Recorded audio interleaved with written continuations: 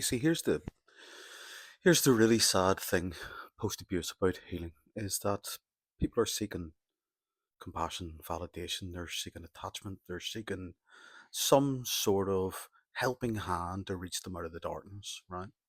And when we understand what that is, especially post narcissistic abuse, this inability to be able to even see or conceive or perceive ourselves because of the psyche that has been imprinted, has been projected out on top of our own now sort of psychotic state of psychosis.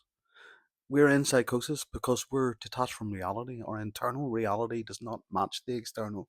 That is psychosis. And we have this imprinted fucking psyche which belongs to an abuser. And we're wondering why we can't make sense of it. Like, I mean, I can't make sense of myself. Well, of course you can't. You can't make sense of a psyche that doesn't belong to you.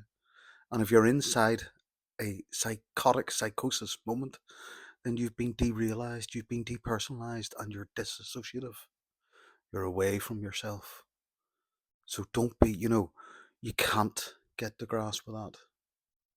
The thing about mental health is that we have to submit to where we are to begin to heal, to begin to understand ourselves. We have to submit to the mental health insult itself. Because the mental health insult, if you don't submit to it, will keep on persecuting you. It will keep on injuring you. So it is about asking for help.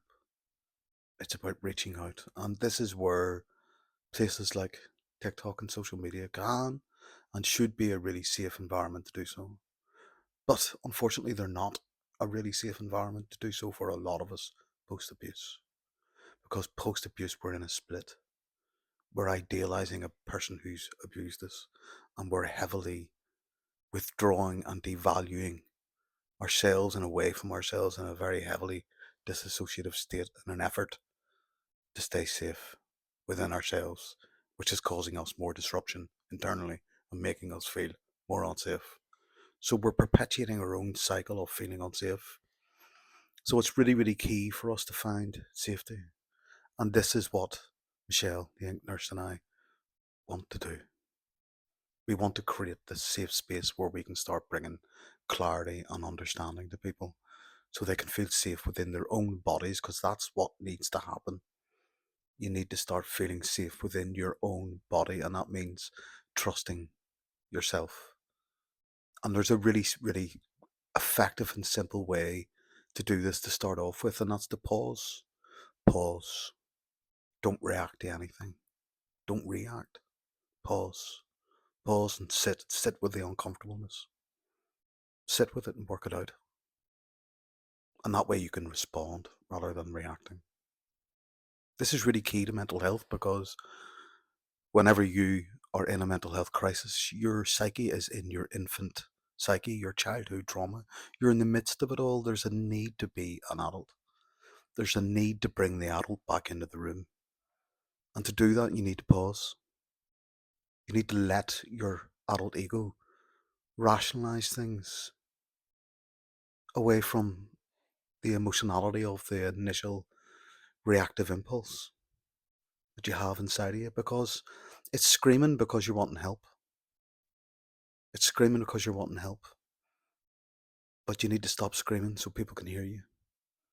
And most importantly, you need to stop screaming so you can hear yourself. Because if you don't stop screaming to hear yourself, you'll never hear and you'll never know what it is. And I can tell you the answers lie within. No, you're not going to know all about all these disorders. And people like myself are here to teach you about those things so you don't have to go down that arduous, painful route of self excavating all of it. That's what I did because it just wasn't there. It wasn't available whenever I was going through that.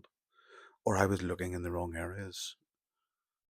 And I was looking in the wrong areas. I wasn't looking at people like Vacnan and object relations and all those good things.